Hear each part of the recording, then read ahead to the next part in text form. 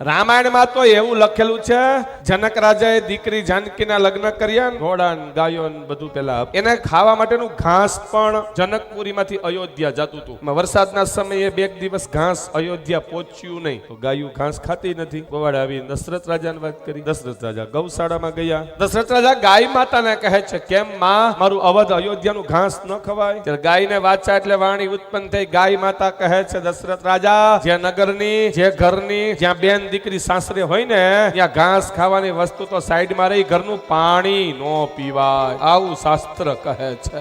ન દઈ શકીએ તો કાંઈ નહીં, દેવું નથી નાકનો દાણો પાન કન્યાદાનમાં, જે શક્તિ હોય એ પ્રમાણે. જાન લઈને આવીએ છીએ ને ભોજન કરાવવાની શક્તિ ન હોય તો એ ન કરવું, પણ દીકરીનો 1 રૂપિયો લ્યો ગાયની ને બ્રાહ્મણની પર માટી ખાધી હોય ને એટલું પાપ લાગે, આવું શાસ્ત્ર કહે છે. ન દઈ શકીએ તો દેવું નથી, જિંદગીમાં લેવું તો નહીં જ.